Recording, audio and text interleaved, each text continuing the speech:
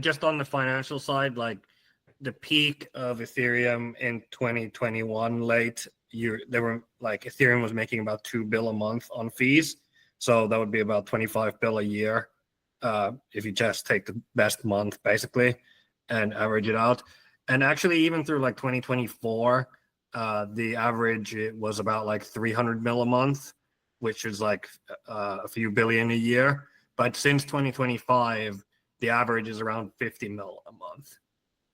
So the amount of money is like less than $1 billion or like 2025 will be less than $1 billion for the first time since 2020, or maybe even 2020 was better, actually. Yeah. Base thanks the Ethereum community for its contribution. But they're super aligned. They definitely appreciate so the aligned ability of thinking that there's going to be like the trickle down effect there. Yeah. And by the way, this is considering people that this income is ETH denominated, and Ethereum is right now hovering really close to an all-time high and like 3 times the price that it was less than a year ago.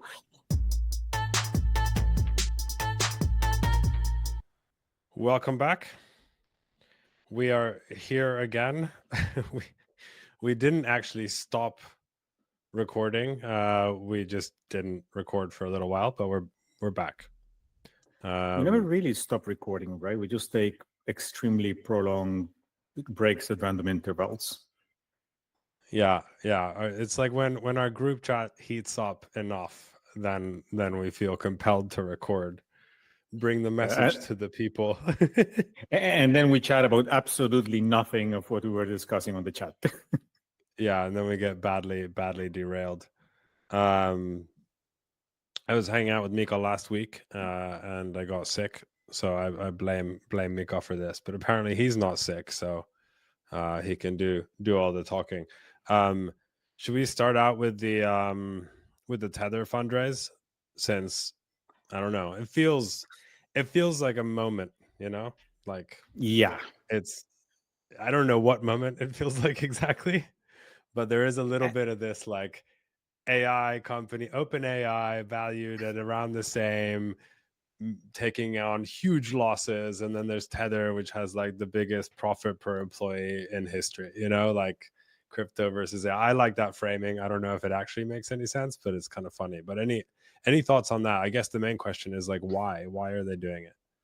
Well, and before we even jump into speculation, we can even tie it further into the AI thing, because from the last thing that I remember hearing from Tether was a lot of AI noises. Like, I mean, the last product thing, I mean, they started the hiring really heavily on that space like 8-9 months ago or thereabouts. So who knows?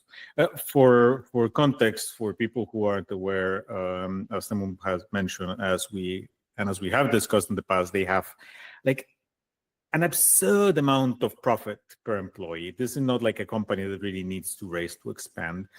And they're looking to raise, what was it, $20 billion at a $500 billion valuation. I honestly have no idea why. Like Teemu had sent, or Mika, I can recall who it was, had sent a link of somebody speculating that it's just for M&A, which is possible. It also kind of strikes me. Yeah. Well, first, that would make it the largest private company in the world, apart from like some Saudi companies, right?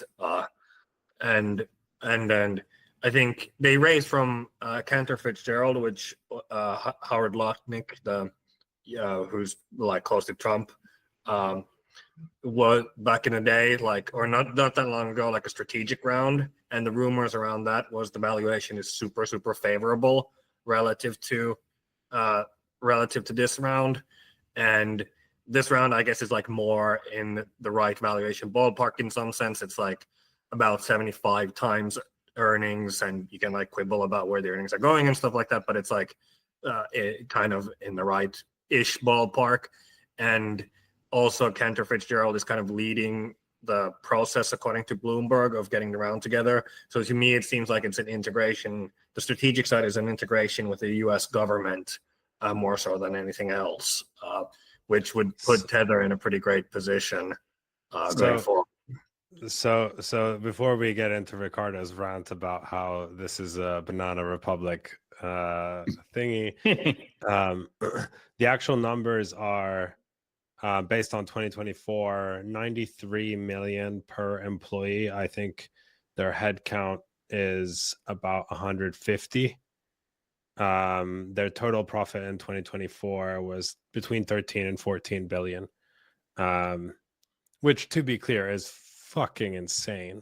Like, I remember when Tether started and everyone was like, what a dumb idea. Like, this was like, they were so far ahead of the curve, it wasn't even funny. And I think mainly they were ahead of the curve because there's basically the same guys as Bitfinex, which was back then was like top 2, top 3 exchanges. And they just like firsthand understood that exchanges need to settle these accounts somehow between themselves, and like the banking system is fucking stupid. And they saw the arbitrage opportunities if you can move fiat around quickly, and et cetera, et cetera. But I just want to highlight that like the overwhelming consensus back at that point in time in the crypto industry was that it is like a stupid idea. Like, the whole point of crypto is to not be fiat. And lo and behold, it is in fact the primary use case. Yeah. And again, he said profit, right? People, this is not income. This is not like something like this. People are actually making what, twice as much as they're raising in profit per year. So yeah, just raising 20 bill doesn't seem to make any sense except for non-directly monetary reasons, right? Well, as Mika said, I think I like Mika's framing for this. Like, it does make sense. Like, if this, like, I mean, and this isn't just Trump's administration, right? Like, you've always been able to pay your way out of, you know, financial crimes and like all this other stuff, right? With the US. But this, like, if this opens up the US market for them, and this actually coincides with the reports that Tether is going to do a separate stable coin for the US market, then, like, you know, it makes sense. Like, why not? Like, that the like, the institutions are here. Like, the market is going to get way bigger. So if you can think about it in terms of like, okay, Tether is making this much money, why do they need to? But then again, if you think about it from the perspective of maybe Tether is like the largest company in history, if they manage to get into the US with this administration, then, you know, like, people have different levels of ambition. And the other thing that came to mind, I mean, the Banana Republic thing is not even worth into. Like, the US is a third world country now. But the other thing that came to mind that I mentioned in our chat is that this might be a play for legitimacy. Because after people got past that this is a dumb idea thing with Tether, what they switched to was Tether is basically a crime cartel, and like, there's no money anywhere. This thing is complete air. It is going to drag crypto down, and in fact, and they have been kind of like tied to every major narrative. At what point it was like the Sam Bankman-Fried Tether cartel thing, and they have so managed to survive all these things. But my thinking is that. Wait. Let's give a little bit of background, because most people probably, if you haven't been in crypto for a long time, you don't know this. So, Tether's, back in the day, right? Like, getting a bank account for a company like Tether was basically impossible. And so they had to do all kinds of weird shenanigans in order to actually remain banked. This isn't just a Tether problem. This was most companies in crypto across the world. It's like, in fact, it continues today. Like, if you're a regulated entity, it's surprisingly hard to get a bank account. It's much easier just being like a crypto startup. So even our like stablecoin company that we sold to Paxos Membrane, we like had to spend an inordinate amount of time to get an EU banking partner. And like, this is fairly recent. It's pretty insane. So there's that. They worked with, I don't remember what the name of that it was, like Alpha. they worked with some group that was basically functioning as a proxy for them to allow them to take money from customers and return money to customers. That company, as far as I recall, like disappeared with a whole bunch of money, or like there was a whole thing, and left a massive hole in their balance sheet. That was one thing that happened. And then another thing was that Bitfinex got hacked. The Bitfinex getting hacked was actually prior to this. And Tether loaned Bitfinex the money to essentially get out of the hole. And all throughout this, Tether was incredibly opaque as to what their capital position was. They basically didn't do nobody knew. They would just, on interviews, they would say, we're all audited by, Big Four, but never showed any of the audits. Yeah. That's the key thing. They kept talking about being audited and never showed any numbers. And they also kept saying, for a long period of time, they kept saying that they were fully backed. But in 2019, they changed that to, it's not just dollars. We also include loans to third parties. And if I recall correctly, the amount that they lost was close to $1 billion. It was like $850 million. So if you're getting into fractional reserve banking through loans and manage to misplace almost $1 billion, that makes you not a very good bank. So, anyway, but the point is, like, I think they're like partially Tether's reputation comes from just the fact that they were so early. Like, they had no choice but to do all kinds of things to make it work. Partially it comes from their behavior and that reputation kind of carrying over. Like, it just hasn't helped in terms of the narrative, all this stuff happening along the way. So there's been legitimate concerns about whether Tether is liquid or not. Recently, I think those concerns have kind of gone away a little bit. It was also a time where the rate environment didn't make it a money printing business immediately. Yeah. Like I said, and to avoid going into that too much, I buy all the arguments that of why it looked iffy at first. That still doesn't stop you from being a little bit more transparent, right? Or at the very least, stop promising that you're going to do audits year on year and you never do any of them, right? That part looks particularly sketchy. I think the point is that we don't know, but it's perfectly possible that Tether has not been liquid at times. Sure. It seems like they are now. Yeah, I would hope so with those amounts that there's only so much cocaine you can buy. Anyway, my guess, given their history, again, leaving aside if all this was justified or not, if there was a reason for this or not, is that Tether has historically not been perceived in the space as the most respectable stable coin, potentially not even stable, right? So my guess was that this could also be a play at legitimacy, because people tend to look at market cap for how serious a company is. I just checked today's Circle valuation is like $33 billion. And if they do raise this, it would basically instantly make them 15 times as valuable as Circle. So this would definitely give them a significant amount of legitimacy.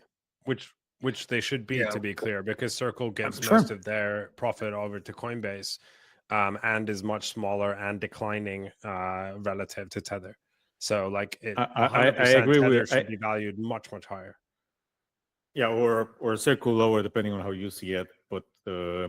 The key thing but is, I mean, there's also like Tether's regulatory overhead is probably that's high, and like. Fair. Anyway, that's what I originally thought of the legitimacy play, right? This makes them look solid, effectively, because people don't look at audits, people don't look at money flows, people don't look at how much is being loaned out. They look at how much is the market valuing this thing right now, and should I be getting in or not based on that. So that was my first guess. But as Mika mentioned, there's 20 mil of money coming. Also, someone is checking something. that is this thing isn't like yeah. If the remember FTX would FTX. like a word. Remember FTX. Nobody checked shit. Yeah, Yeah, but this man. is like the only bit of due diligence you have to do is to try to figure out the like, and in FTX, like FTX, it is a different situation still. Like, Like, wow, how? first of all, the investor base was crypto VCs. This one, the investor base won't be. The investor base will be trad investors, I think. I'm sure Yeah, they're yeah. doing.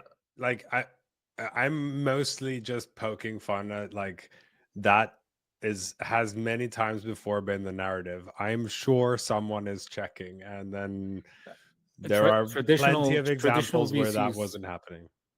Yeah, I get traditional why. VCs went to. I get why there would be skepticism around this one, but like, it's literally the only thing you even have to check to some degree. Like, you have to have some guarantees around this thing. Yeah, look, traditional VCs went into Theranos as well, so that doesn't necessarily say a lot. I just think this signals legitimacy. There won't be VCs even. Like, this investor base will be like financial institutions, like world's largest financial institutions. Yeah, we don't. I mean, I agree. I'm just saying, like, I don't think it's a guarantee, but it does give. Yeah, it does give other people the sense that someone has probably checked something, which is, and unless they're like super, like they should be. Like, if you think about the business, they should be like collateralized, right? They're like it should be very difficult not to be at this point, to an extent. Like, if you think about the compounded like amount of money on their balance sheet over the past 4 years, for example, like that's so much money, and it's free money. There should be no way. And at some point, from what I recall, they were keeping some Bitcoin, some reserve in Bitcoin, so on. As they completely fumbled that bag, that probably significantly increased their backing as well. I think there's a fairly good chance they had a substantial position in Bitcoin simply because they had so much of that, so many problems with their banking providers, right? Like, what are the businesses that have made kind of like the most money on Bitcoin? The ones that have had to hold Bitcoin because they couldn't trust the fiat system. Like WikiLeaks. Yeah, that's what I'm saying. Like, it's a real thing. But anyway, like, so we think this is like they're trying to get into the basically they're letting someone else buy a piece. They're not necessarily doing it because they need that much money. But maybe they also do have plans to like start doing some large scale. Like, I could see that. It sounds crazy that you're making that much money and then you maybe want some more to like spend, but at the same time, like, like maybe these guys are going to start buying banks or something.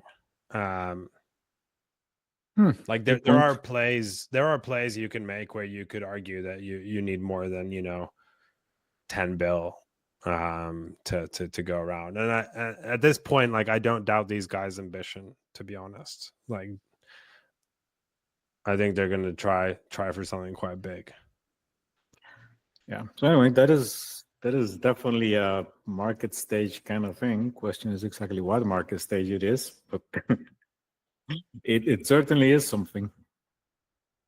We'll see how this like trickles down into things that, like, one aspect of this is that, like, putting a price tag on Tether legitimizes the sector considerably. And so, like, just having that flagship kind of number, 500 billion,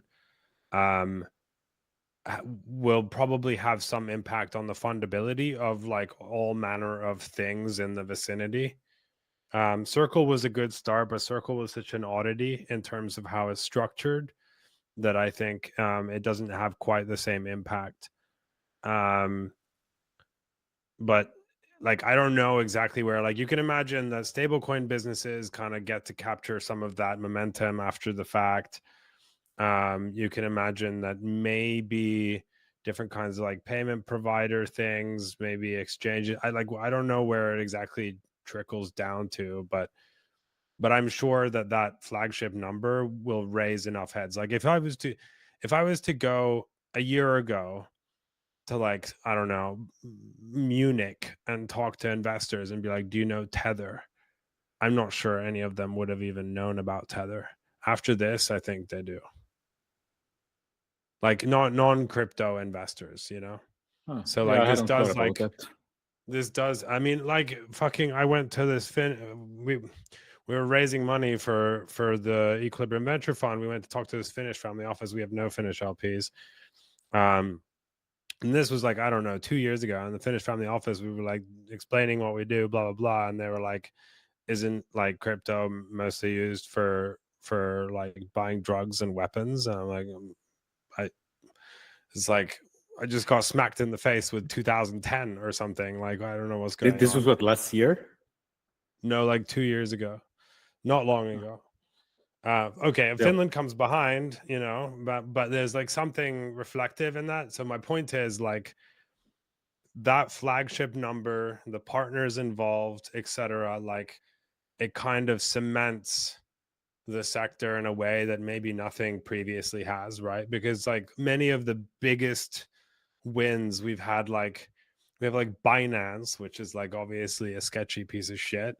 I mean, now much less sketchy in a sense, but like doesn't really scream like institutional, like, you know, comfort.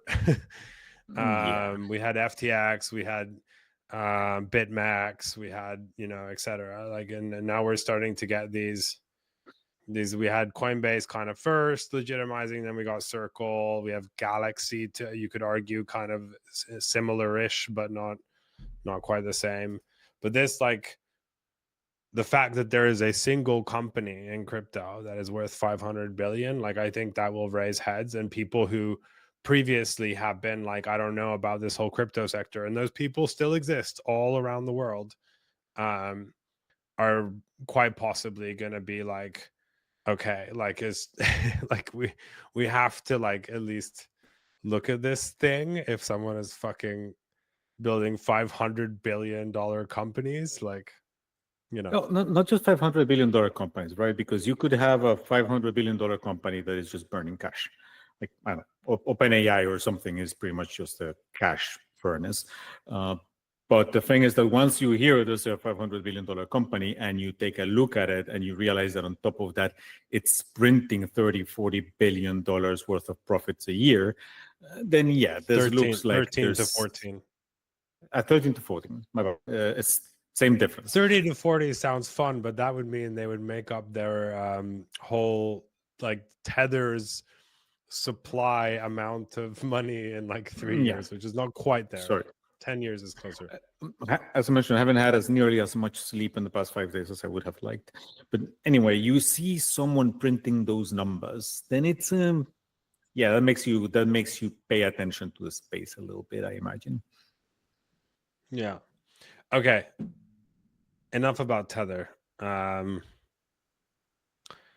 Should we go on to our outlook for Ethereum? Maybe one way to start that is, since the valuations are right now exactly the same, would you rather buy Tether at 500 bill, or would you buy ETH at 500 bill? Oh, rough. Dude, considering that I have actually looked at the interesting question. First of all, let's take this seriously and look at numbers. First one is that you have to assume that the income for Tether is likely to go down, given how obsessed the Trump administration seems to be with rate cuts. So let's say their source for easy income, which your treasuries are likely going to start going down. Then again, the income that Ethereum stakers are getting doesn't seem to be that great anyway compared to the valuation of the network.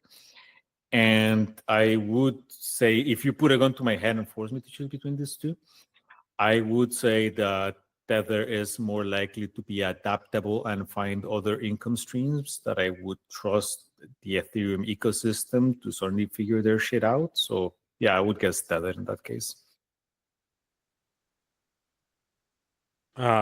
Is it my turn, or are we gonna hear Mika first? Oh, he has the question, so it's your turn. Okay. Mika is still rolling over his DeFi positions. To invest in Tether's round. I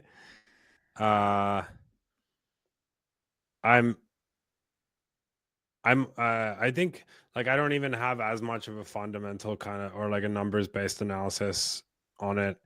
I think I would do Tether, but primarily because I think Tether represents product market fit in blockchain right now, and they're not constrained to any one network.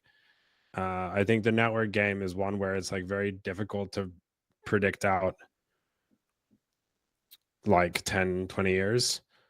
But just being the issuer of stable coins is like pretty easy. And I agree it's somewhat cyclical, but there are avenues. Like if you look at the traditional banking system, so like, well, I'll give a concrete example. So even if rates go down, Tether's income compresses. I don't think rates are going to go down to zero for at least a long time. And if they do at some point, there's really not much preventing Tether from having a small transaction fee. At that point, you could imagine, like even on Solana, I would argue you could easily charge a small transaction fee, which is how the traditional banking system works. And I don't think users would mind very much because it's basically like fractions they don't even notice.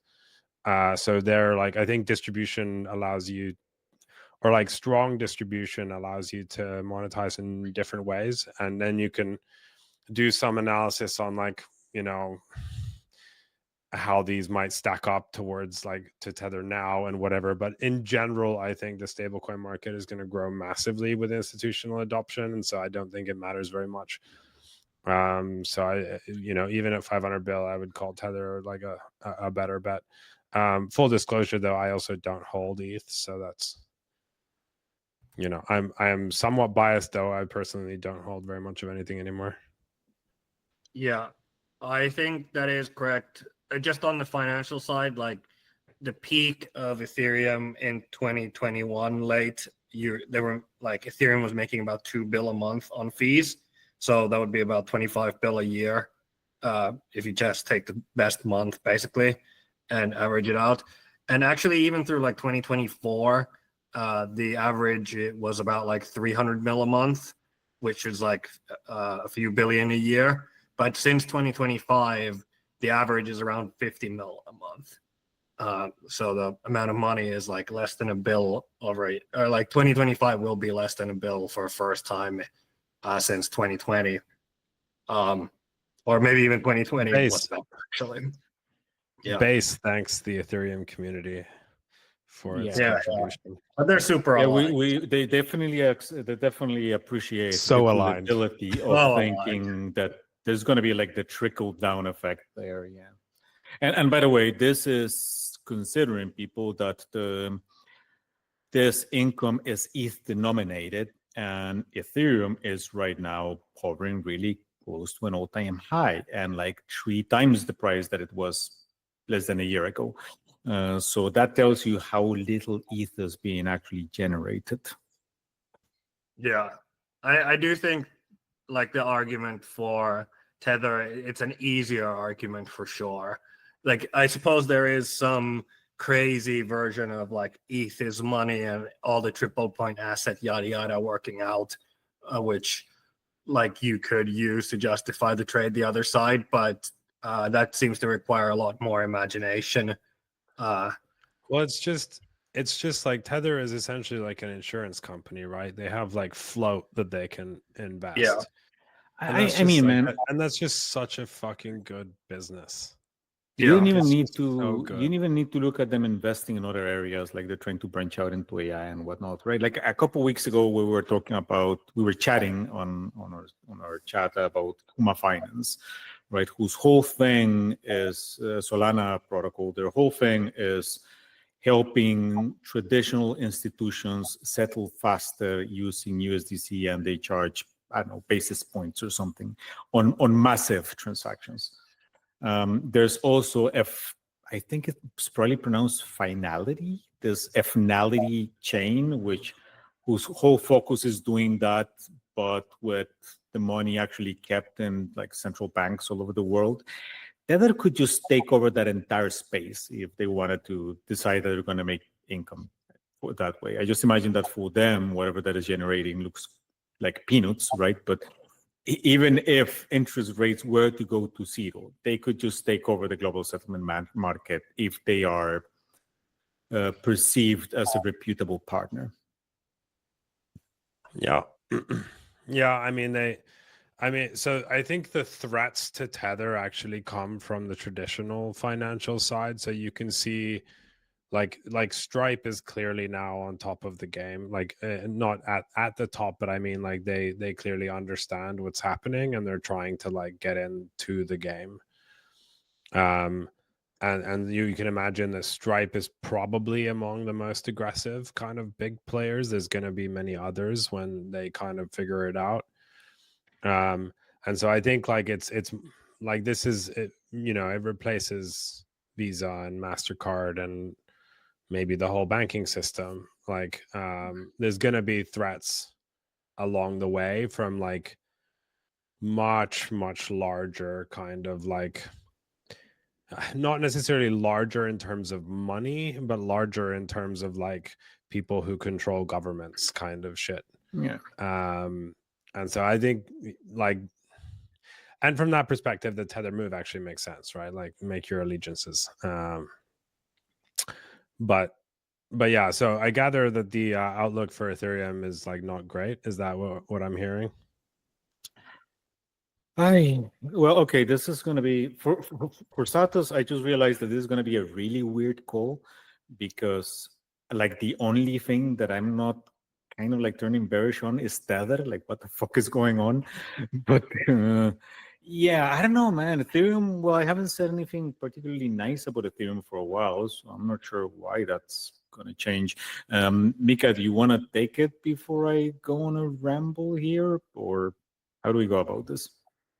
Yeah, I mean, there's been like a couple of interesting Vitalik posts recently about where Ethereum is heading, and one of them was kind of as the home of low risk DeFi, and I guess implied in that is kind of ideas around like what's the right term, but taking DeFi primitives under the umbrella of like Ethereum itself that are kind of like the most well understood. Like some of them are already, you can say like holding an assets in an account is a financial function and it's owned by Ethereum, and like payments technically between two assets, that's also a financial function that's facilitated by Ethereum, that you could start taking like lending and things like that and bring them under and have Ethereum be home of like low risk DeFi is the blog post's name. I do think these are all kind of ways of giving into the fact of realizing that you're losing all the money in a sense, and then how Ethereum reacts to that is kind of a question mark. And I think, like, to be fair, even Solana will kind of go through this process as well, and has gone, where some of the margins do get compressed over time. It's not like a unique thing to them. It's just that Ethereum has maybe pushed now the revenue out completely in a sense from the ecosystem. And then yeah, I think that's the kind of problem, is like how do you justify this thing being 500 bill when it makes no money right now, like, and doesn't seem to make money. It's not even a margins thing for me. I get that, you know, margins are going to fluctuate, and we were just said that, you know, the easy income for Tether might get significantly compressed. It's not about that. And I've said this a few times on calls before. My issue with Ethereum as the base layer, Ethereum as a platform, and Ethereum as an ecosystem is that the ecosystem's interests are at odds with the interests of the base layer. basically, first of all, Ethereum is we have discussed the fact that Ethereum is kind of like a top-heavy ecosystem where most of the investment seems to be going to the L2s and the things building on top, and very little of that actually comes back to the base layer, except when some L2 decides that they're going to bribe one of the core members. But then we have basically it's Turkey's law, right? An institution will try to preserve the problem for which they are the solution. Ethereum, the base layer scaling, is not on the interest of the layer 2s. Ethereum, the base layer progressing somewhere, is not on the interest of the L2s because they want to be the thing that controls the actual flow. So that gets us to a situation where Ethereum itself, Ethereum, the base layer, is in the hands of extremely technical, extremely idealistic people without necessarily a focus on long-term sustainability for the platform itself, who don't necessarily see the fact that there's other things that are around them, their continued existence depends on Ethereum sucking, which it simply does, and which is going to lead to, for me, to not progress on the base layer, not significant progress. Again, it's not an issue of the income, it's just an issue of the focus. Like Solana's margins could get compressed. Who knows what may happen with the asset prices? But most of the ecosystem is pulling on the same direction. Right? You have some things like ephemeral layer 2s popping up and whatnot, but it's ephemeral being the key word there. Everyone is focused on a single goal, and they may succeed or not, who the hell knows, but they're trying to pull in a single direction. That is not the case with Ethereum, and that whole ecosystem being at odds with itself is what really doesn't. Is why I would not be trying to build on it myself right now. Yeah. As present, whatnot, take your guess. But for the future, I would just not bet on that. Okay. So maybe like in order, so I kind of agree with a lot of these points. I think I'll try to kind of summarize, but first give like the bullish case as I see it, and it sucks, but I think the bullish case is is a bit flimsy. But as far as I see it, it's basically like RWAs and in general TradFi are going to come, and Ethereum will be the most trustworthy place where they can really go. Wait. We can quibble on the details. I'm just saying what the sort of narrative. I'm just making gestures here, man. You keep going. Okay. And it's kind of like a combination of Lindy and a combination of like TradFi doesn't really care like as much about like what is the fastest possible thing. They're more like, where is the money? Where is the sort of security? And I don't mean security necessarily in the sense that crypto people quibble about it, but more in the sense of like just what has been working for a long time and like can be trusted. In a similar sense to how Bitcoin is, right? Like it has sort of earned people's trust. And then that just like carrying, right? Like is it enough? Like how fast does it need to be to keep up, but also not try to push the envelope all the time so it remains really, really secure? That's kind of like the flimsy narrative. I do agree with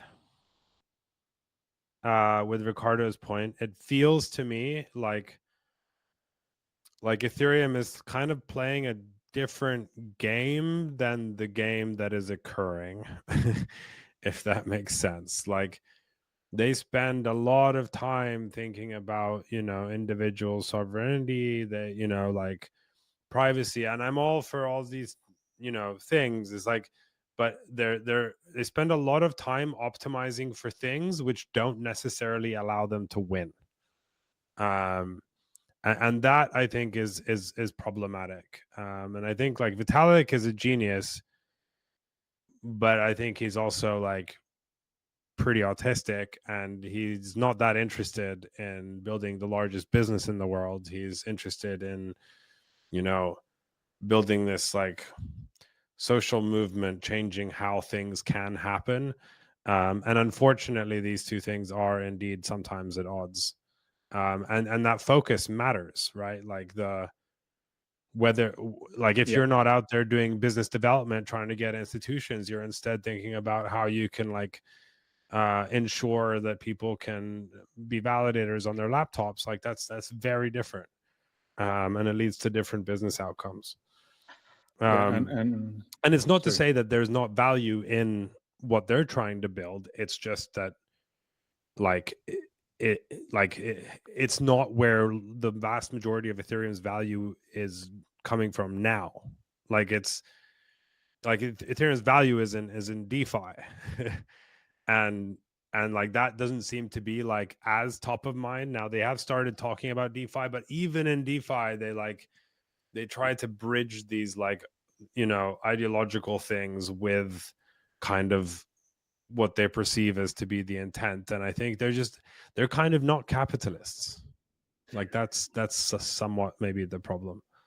Look, man, I agree with that.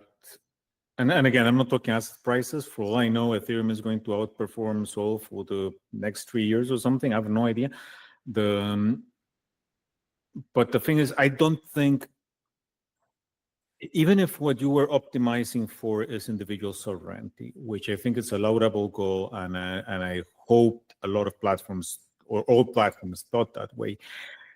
If individuals are by and large unable to use your layer 1, that means that you're going to push them into a freaking layer 2 that is where the control is upgraded by basically a multisig of 5 people or something. That does not optimize. That's like sovereignty theater for all intents and purposes. You would be better off just using a chain that has a validator of set that goes above 1,000. But you're repeating the argument that has been happening on Twitter. This like it gets into the technical weeds of it. It gets into the technical weeds because, like, yes, if there's an escape hatch that people can use trustlessly, then that's not quite true. Blah blah blah blah. I don't want to repeat that whole argument. What we should move on to though is Solana versus Base, because that draws a nice circle around all of these arguments. So do you want to lay the groundwork? I can. Let me load the numbers right here so I don't make shit up as I'm going. To be clear, Ricardo is now going to speak some numbers that make it seem like maybe Solana is losing. Yes, indeed. This is going to be the Ricardo Goes Bearish on Solana episode. Okay, so this is actually from a Syndica report. From people who aren't familiar with Syndica, they're basically an RPC node provider and a network services provider. But my impression is that they have been very focused on Solana, and their reports seem to be that way as well. So they provide access to Ethereum, I think, but their bread and butter seems to be Solana. And they put out these reports, I think it is monthly or bi-weekly, looking at different areas of the space, including various L1s, deepen, DeFi protocols, income, and whatnot. And there was one that they just put out on stablecoins, on a stablecoin volume. And it is rather, let's say that it's phrased in a way that is rather positive for Solana, which says that Solana led stablecoin activity in August with 125 million transfers. Behind Solana is Polygon with 170 million transfers and 117 million, and Base with 85. Now, by itself, that sounds nice until you actually look at the stablecoin market cap on each chain. And if you drill down into those, Base has about a third, slightly less than a third of Solana's stablecoin market cap, which means that effectively Solana is doing about 22 times, is circulating every month about 22 times its stablecoin market cap, whereas Base is circulating 338 times its market cap. Very clearly, even though the numbers of transactions might be lower, slightly lower, right, like 25%, 30% lower, there's a significantly more volume on stable coins happening, of stablecoin activity not just being held there, happening on Base. And this is further connected to Solana because when people keep talking about, TVL and Ethereum is higher and whatnot, there was this great line that Tolly mentioned, and Tolly, the founder of Solana, I think this must have been a year ago or something, where he points out that TVL is a liability. You don't actually want the stuff sitting there. You want the stuff doing something. And clearly the stuff is doing a lot more on Base than it is on Solana. And this is not an issue of just cost, right? Base is also an expensive chain, but the average transaction fee is higher than in Solana. Although at those numbers, who gives a fuck, right? It's like 0.8 cents on average versus 0.3 cents. It's completely irrelevant. So anyway, this would seem to indicate that stable connectivity is now happening elsewhere. As Mika mentioned on our chat, this is not necessarily a super reliable metric. These numbers can be fake. It can be wash trading. It can be just people moving stuff around because there are extraneous incentives. Like eventually you're going to expect some token for some protocol or whatever.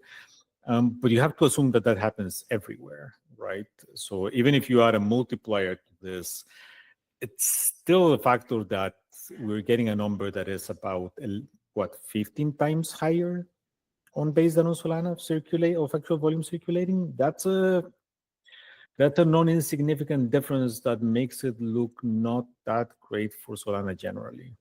So Mika, can anybody change my mind about this? Yeah, I think like in the high level, in a lot of like this TVL volumes, number of active addresses, even revenue actually, which is Solana's like strong point for its applications and itself in some way. I don't really care about the numbers, and I don't really care to dig in enough to kind of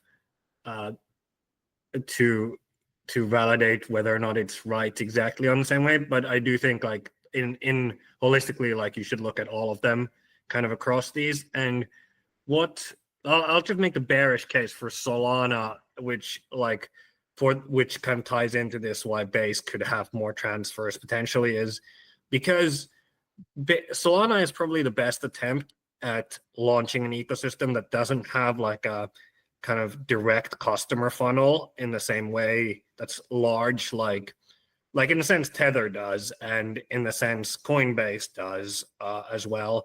I guess Hyperliquid is now like a second example of trend, or no, even Hyperliquid isn't, because it's a clear product that they're kind of pushing through. So like Solana doesn't have a clear product like that. It relies on all of its applications being that clear product for them. And because crypto use cases are still like a bit, a lot of this like Solana volume is just like trading weird stuff. There is both that. It's been funny because there is clearly super strong network effects as shown by how difficult it is to overtake Ethereum, and like the fact that nothing ever seems to flip in market cap.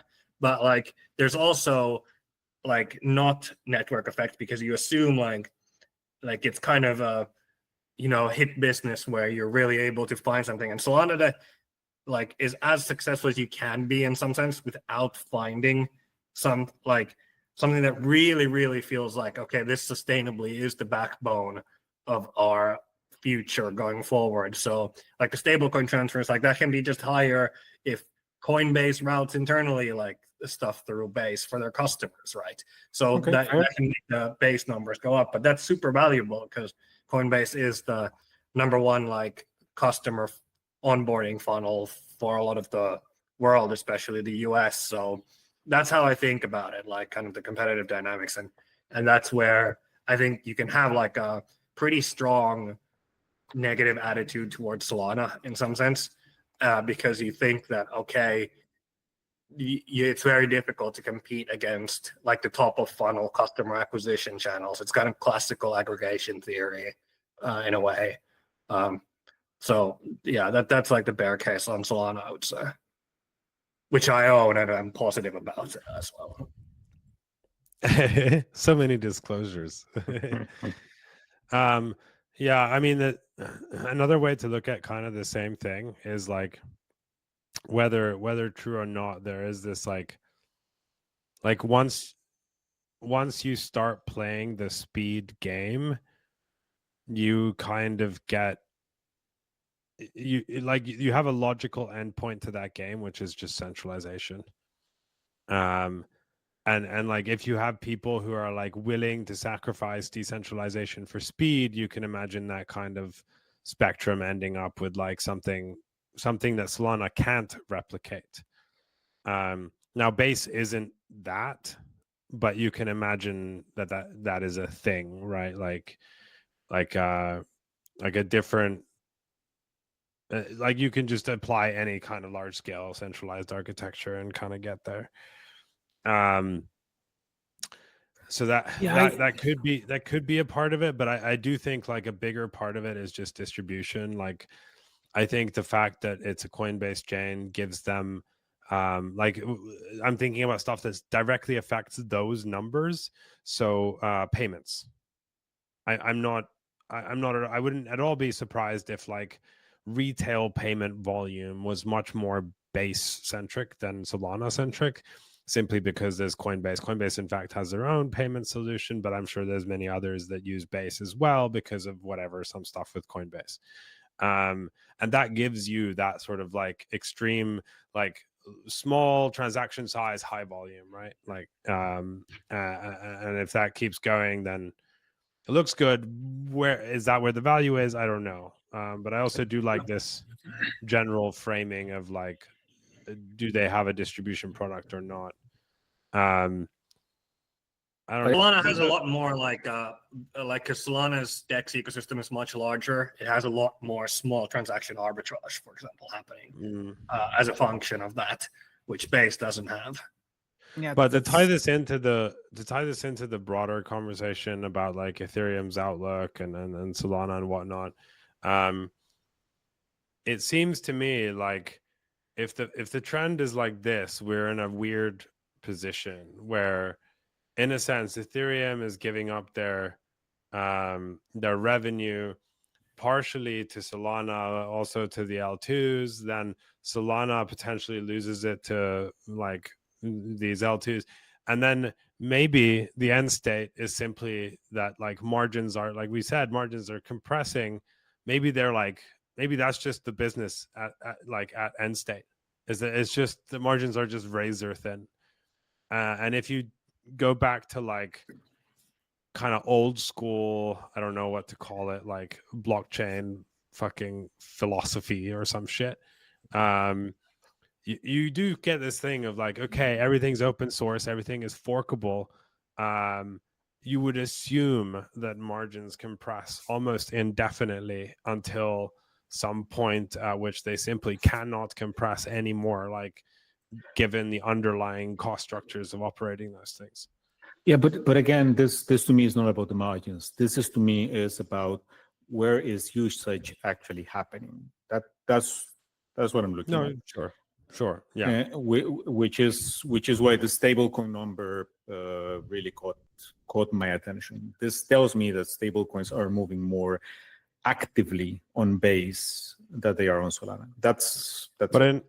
But in some ways, right, like this validates the Ethereum Foundation's plan. Whether it's financially reasonable is like another matter. But Base is doing the work that the Ethereum Foundation didn't want to or couldn't do, right? Like that was like a big part of my bet on Solana, was that they're playing the right game. I would argue Base is 100% also playing the right game, and so Ethereum, like some part of that plan actually is working. Whether it turns out to be like financially reasonable for the L1 remains to be seen. But as far as I know, a lot of ETH moves around on Base. So or if it's even going to happen on the L1, yeah, exactly. It may not. It may happen on an EVM chain. That doesn't mean it's going to happen on Ethereum, and that doesn't mean that value is going to accrue to Ethereum, and that doesn't mean that Ethereum, the platform itself, is going to progress. Because even if you look at the things that you suggested, like they have a lot of real world assets and whatnot, like sure, that's fine. But that doesn't, and that may lead to some Lindy. But again, these assets don't even move that actively, right? Nobody's taking like their building that they have on chain and putting it to get a loan on Aave or something. So, But like Solana does have, like Solana's path to having a large distribution channel is just like the current apps, but being a lot more popular. Like let's say the current batch of Solana apps that runs there, we're just like, for whatever reason, 10 times more popular than they are today. And that includes a kind of a lot of stuff. That's fine. Like then you're at escape velocity. And I think you are very much the home of where stuff happens, and you have natural distribution channels that are kind of amazing. It's just this, because crypto hasn't been useful on chain for yet, that are useful enough, I should say, that like the onboarding channels like Coinbase and things like that have this disproportionate power relative to what you would expect if you took the bullish view 10 years ago of, oh yeah, there will be all this dApps on this ecosystem and everyone will kind of use them. But like if you had that kind of case, Solana would be fine. HTTP and browsers, where was the value? yeah. Yeah, Anyway. but in Solana, like blocks, like blockchains do sell a valuable product, which is the like prioritization of your transaction for a particular piece of state, which in theory, like trading should work as a sustainable revenue model, because trading is all about priority access to a particular piece of arbitrage, essentially. So that gets the way to the sorry.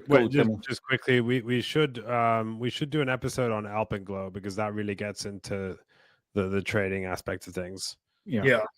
And then we can rant about various things relating to that.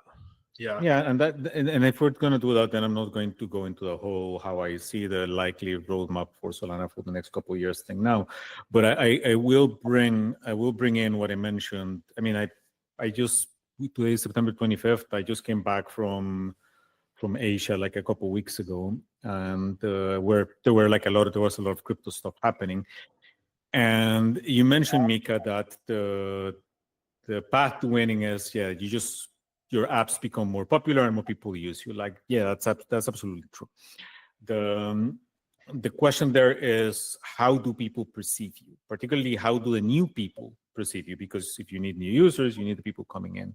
And I was quite surprised at how embedded the view was in Asia in general. I was mostly in Japan, but I was talking to people from all over Asia and Southeast Asia came in, and how embedded the perception is there that Solana is for meme coins. Like that kept coming up from people who are building stuff on Aptos and Avalanche of all things. That was a little bit of a surprise, stuff that for me would have been a perfect fit for Solana.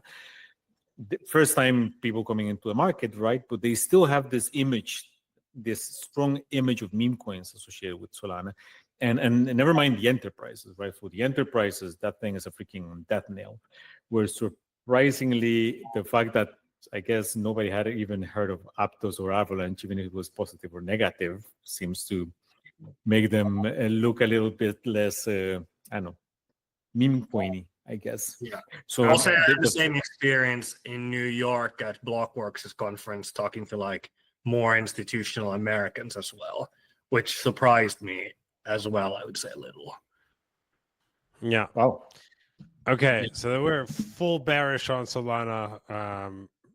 We're bearish on everything. I'll just add to that, the way out of that hole is just just more users for everything, like kind of for Solana. That's like, because the scale of it is, we're I think at an interesting point in the scale, which is like, this is not quite enough, but like one more exponent up, I think is already like, it's just like one more step up in terms of the size of the businesses and the number of users, I think is enough. So that makes on something other than pump.fun. And not necessarily even actually, like some, I would say somewhat distributed. Like you don't want it to just be pump.fun, but I'm just saying, like, if pump.fun, and if you just took the current like list of Solana applications, how much money they make and what their user numbers are, and just like added like 1 4x or 1 8x to that or something like that, I just think that's actually like these things can flip so quickly, I would say, and like people in crypto have never yet seen actually what like real takeoff for the use of a technology looks like from a user perspective. That like all this like intellectualization nonsense kind of goes out the window at just a little bit more than I think this scale is. So like that's a positive argument for Solana, and it's like a kind of a weird hidden one, I would say, that just like doesn't like. I think those network effects play out and exist right now, and like are in the process of building something Lindy like Bitcoin did and like Ethereum does for RWA onboarding. And yeah, it's just like a process, but also like, yeah, you need a little bit more meat on the bones. But I think if you have a little bit more meat on the bones, you're actually in a quite good situation from that point forward. Yeah, I mean, I generally agree with that. I like the platform, and I keep saying that I think that the fast L1 market is Solana's to lose, right? But Yeah. I just wish I wasn't seeing all the signs, because institutionals, large corporate enterprises, not only are they conservative, but they take for fucking ever to change their mind. So you are going to need not just a 48x, a 48x I think is going to bring a lot more retail volume, but you're going to need something really spectacular to change the perspective of a large company that just built this view already and doesn't know if to build on Solana or not, or to even transact through Solana or not. Okay. Right, Teemu. We're coming up on time, and so I think we should do our last segment, which is going to be a new segment. It's called Mika's top tips for DeFi. I mean, we contribute as well. We can definitely do the financial and smart contract advice overall. Yeah. Go ahead, Mika. This is no, actually, I would like to make a disclaimer that there are no risks involved, and but yeah, I was just rolling over my. Mika has personally audited every line of every protocol he's going to mention. But yeah, I was just rolling over my Athena positions on Pendle.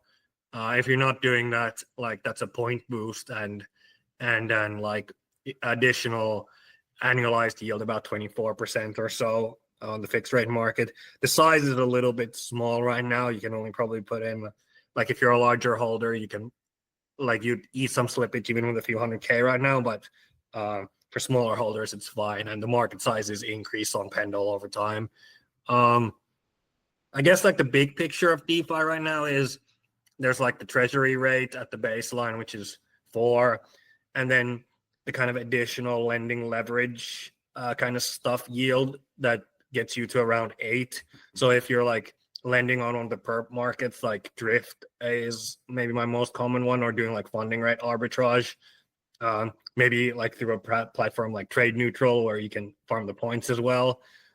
You're probably hitting that like 9 to 10 range, or like 8 to 9 range. And then if you're like if you find the right protocol, you might make a couple of extra percent on the token being dropped to you as well. If you're lucky, or if you're lucky, maybe you do a lot better. If you're unlucky, maybe not at all. So I think it kind of scales from 4 risk-free, 8 like the crypto-ish counterparty risk, but like still technically in like even in very abstract cases like risk-free-ish, and then to like 11 to 12 if you're taking on like a new protocol risk. That's right now the kind of I would say like the overall DeFi market.